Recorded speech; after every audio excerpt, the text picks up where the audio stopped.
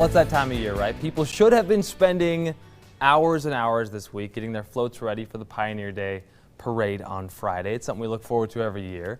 Others would have spent days scouting out places to view the annual parade. You know who you are. But as you know, that's not happening this year, except Craig Wirth has all the floats and marching bands for us. You know, because it's Craig, it's from 70 years ago. Well, there's no parade this year. Oh, but there'll be a parade of memories tonight, and it's worth watching. Like the biggie back in 1947.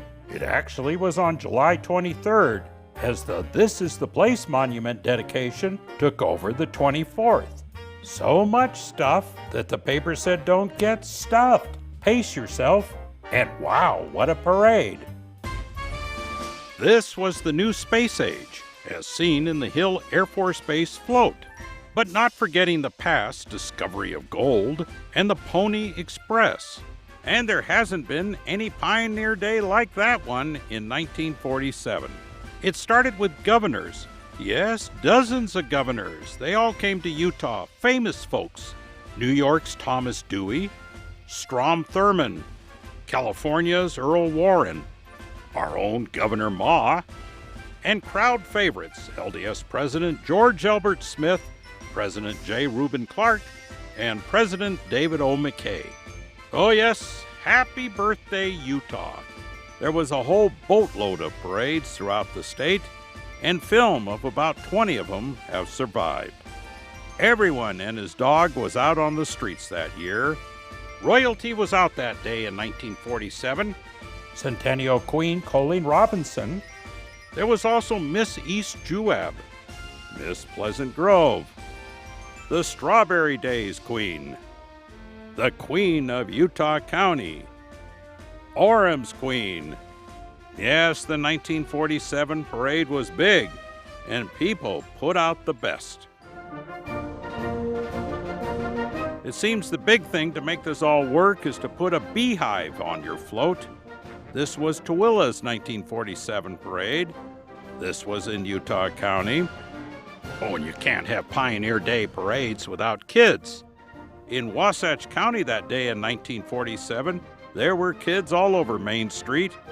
You have to like the cowboy, who was probably forced to pull his little brother behind him, and all the other kids.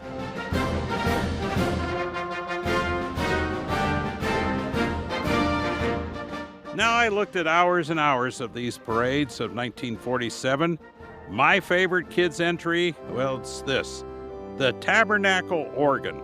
Now that's creative, to dress up like organ pipes.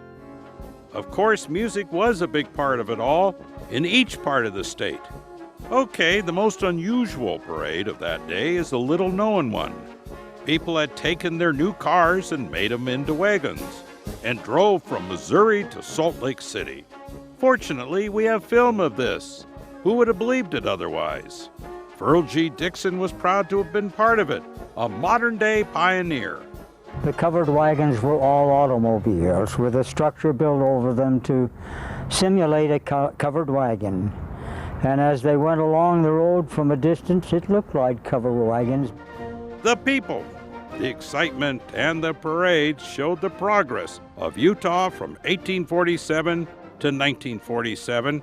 It was a time of pride, and hey, more importantly, it was a day of fun.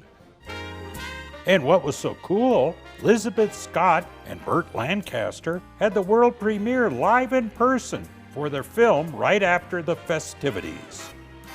And by the way, the governors, LDS leaders, and state officials did what many Utahns did after the parade. They had a good old backyard barbecue that day.